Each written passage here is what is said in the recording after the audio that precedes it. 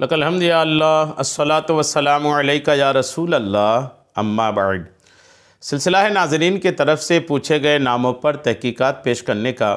इस सिलसिले में हम अपने नाज़रीन के नामों पर तहकीकात पेश करते हैं। अगर आपको भी किसी नाम की तहकीक दरकार है तो आप अपना नाम हमारे किसी भी वीडियो के कमेंट्स में लिख सकते हैं, नाम हम तक पहुँचेगा। मुनासिब वक्त पर इंशाअल्लाह हम आपके नाम पर भी तहकीक पेश करने की ज़रूर कोशिश करेंगे।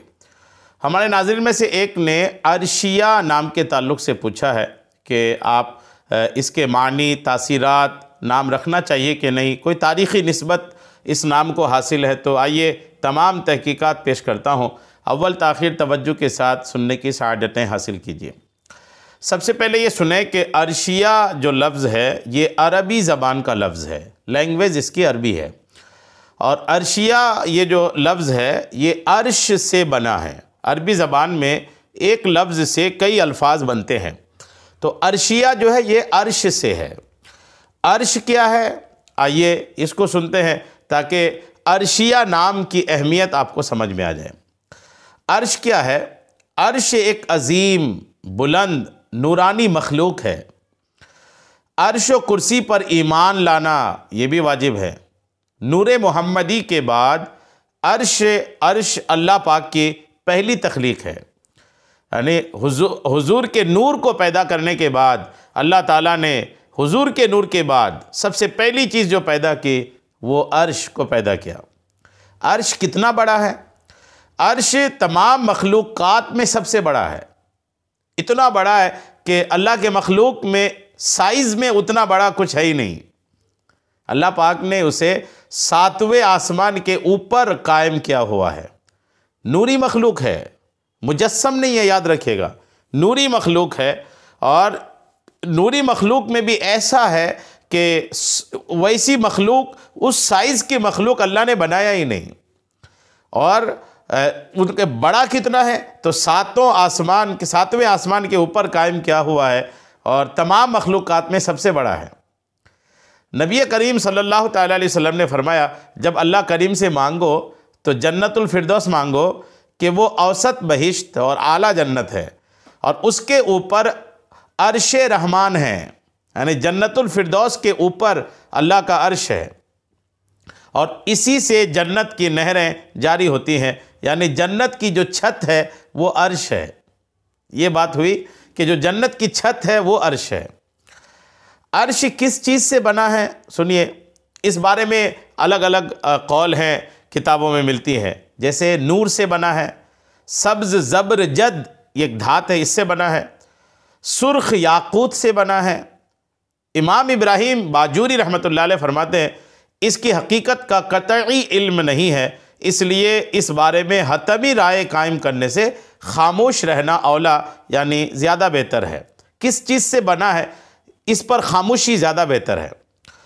इसकी शक्ल सूरत के बारे में, अर्श की शक्ल सूरत के बारे में तहकीक ये है कि अर्श गोल नहीं है, बल्कि वो गुंबद नुमा है, गुंबद की तरह, जो जन्नत की छत होने के साथ तमाम मखलूक़ात और दुनिया के ऊपर साया फिगन है।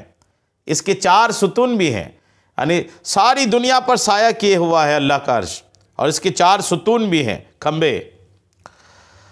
हज़रत सैयदना अब्दुल्लाह बिन अब्बास रदियल्लाहु ताला अन्हुमा फरमाते हैं कि हर मेमार पहले दीवारें बनाता है, फिर उन पर छत डालता है।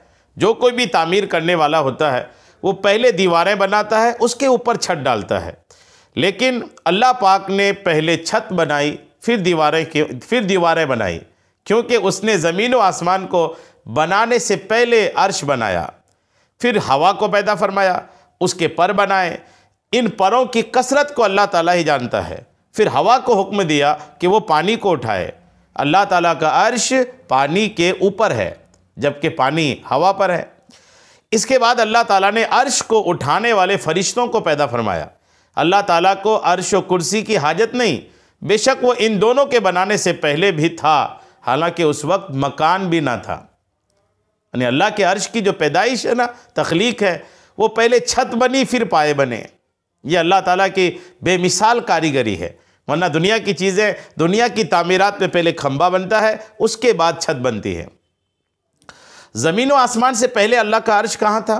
हमारे प्यारे नबी सल्लल्लाहु ताला अलैहि वसल्लम ने इरशाद फरमाया, अल्लाह पाक ने ज़मीन व आसमान पैदा करने से 50,000 साल पहले ही मखलूक की तकदीर लिख दी थी।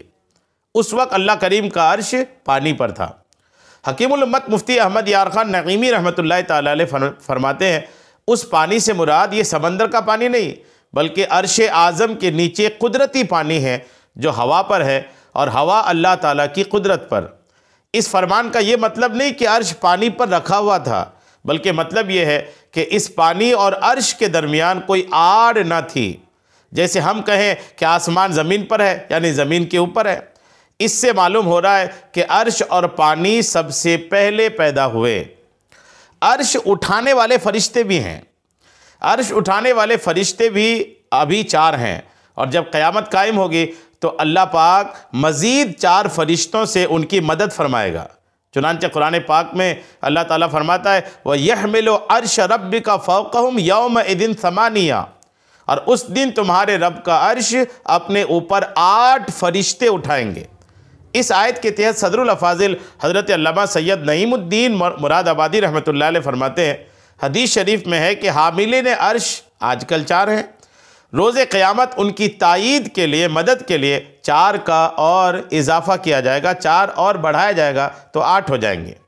हज़रत इब्ने अब्बास रदियल्लाहु ताला अन्हुमा से मरवी है कि इससे मलाइका की 8 सफ़े मुराद हैं, जिनकी तादाद अल्लाह ताला ही जाने। अर्श से मुताल्लिक़ 3 चीज़ें याद रखिए। हमारे प्यारे मुस्तफ़ा करीम अलैहिस्सलाम ने फरमाया 3 चीज़ें अर्श से लटकी हुई हैं। रिश्तादारी, पहली चीज़ है रिश्तादारी। ये कहती, या अल्लाह मैं तेरी वजह ही से हूँ, लिहाजा मुझे तोड़ा ना जाए। दूसरी चीज़ अमानत जो अर्श से लटकी है, ये कहती, या अल्लाह मैं तेरी वजह से ही हूँ, लिहाजा मुझ में ख़यानत ना की जाए। और तीसरी चीज़ जो लटकी है वो नेमत, कहती है, या इलाही मैं तेरी तरफ से हूँ, लिहाजा मेरी नाशुक्री ना की जाए। अर्श क्यों हिलता है? कभी अर्श हिलता भी है। कब हिलता है सुनिए। अहादीस मुबारका में कई ऐसे आमाल ज़िक्र किए गए हैं जिनसे अल्लाह पाक का अर्श हिलने लगता है। बहुत से गुनाह ऐसे हैं कि जिसका करने वाला जब करता है तो अल्लाह का अर्श हिलता है। चुनांचे नबी करीम अलैहिस्सलाम के 2 हदीस सुनिए। आका फरमाते हैं, जब फासिक की तारीफ़ की जाती है अल्लाह ताला गज़ब फरमाता है और अर्श इलाही जुम्बिश करने यानी हिलने लगता है। और दूसरी हदीस पाक हुज़ूर फरमाते, शादी करो और तलाक ना दिया करो कि तलाक से अर्श इलाही हिलने लगता है। बाज़ औक़ात अर्श का हिलना रहमत की वजह से भी होता है, जैसा कि नबी करीम अलैहिस्सलाम ने फरमाया, अच्छी नीयत अर्श से चिमट जाती है। बस जब कोई बंदा अपनी नीयत को सच्चा कर देता है यानी अपनी नीयत के मुताबिक अमल करता है तो अर्श हिलने लग जाता है, फिर उस बंदे को बख्श दिया जाता है। अर्श का साया होगा क़यामत के दिन और बाकी कोई भी साया नहीं होगा। सुनिए इस रिवायत को। आका का फरमान है कि बेशक क़यामत के दिन अल्लाह करीम के अर्श के साए में सबसे पहले जगह पाने वाला वो शख्स होगा जिसने किसी तंगदस्त को मोहलत दी ताकि वो कर्ज़ की अदायगी के लिए कुछ पाले, या अपना कर्ज़ मुआफ़ कर दिया और कहा कि मेरा माल तुम पर अल्लाह करीम की रज़ा के लिए सदका है, और उस कर्ज़ की रसीद को फाड़ दे। यानी कर्ज़, किसी को कर्ज़ दिया, फिर देखा कि तंगदस्त बंदा है तो कर्ज़ में या तो ढील दे दिया, मोहलत दे दिया या मुआफ़ कर दिया। ऐसा आदमी क़यामत के दिन जब हर जगह धूप ही धूप हो, उस वक्त अर्श के साए में ऐसा आदमी होगा। ये अल्लाह का अर्श है, क्या करीम अर्श है। अर्श के बारे में मज़ीद मालूमात है। मज़ीद कुछ लोग ऐसे हैं जिनके बारे में कहा जाता है कि वह अल्लाह के अर्श के साए में होंगे। आइए आप, ये तो अर्श आपने सुन लिया कि अर्श क्या है। अब जब अर्श सुन लिए, अब आइए अर्शिया नाम की तरफ। अर्शिया जो है ये अर्श लफ्ज़ से ही बना है। इसका जो माना है वो माना आप सुन लीजिए। अर्शिया नाम का माना है आसमान पर रहने वाली, आसमान पर रहने वाली या इज़्ज़त वाली या तख़त वाली, ये होता है अर्शिया के माने। आसमान पर रहने वाली, इज़्ज़त वाली, तख़त वाली। तो इस एतबार से अर्शिया नाम रखना ये जायज़ है। अलबत्ता बेहतर यह है कि बच्ची का नाम नबी करीम अलैहिस्सलाम के अज़वाज मुतहरात, बेटियों, नानियों, दादियों, सहाबियात और नेक ख़वातीन के नाम पर रखा जाए कि इसकी वजह से नाम की बरकत और इन बुज़ुर्ग हस्तियों की बरकत भी शामिल हाल होगी। तो यूँ ये नाम अर्शिया रखना जायज़ है, रखने में कोई ख़राबी नहीं है, क्योंकि अल्लाह के अर्श से इसको निस्बत है। ये तो निस्बत सुनी, और जब निस्बत होती है तो नाम की तासीर भी अच्छी होती है। तो अच्छा नाम है ये।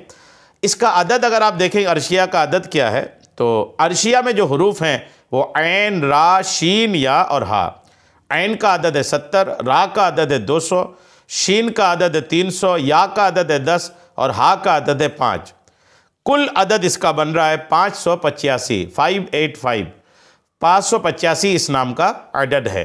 तो नाम भी सुना आपने, माना भी सुना, बरकतें सुनी और तारीख़ी हैसियत भी सुनी और असरात भी सुने। अल्लाह करीम इस नाम की आपको खूब बरकतें अता फ़रमाए।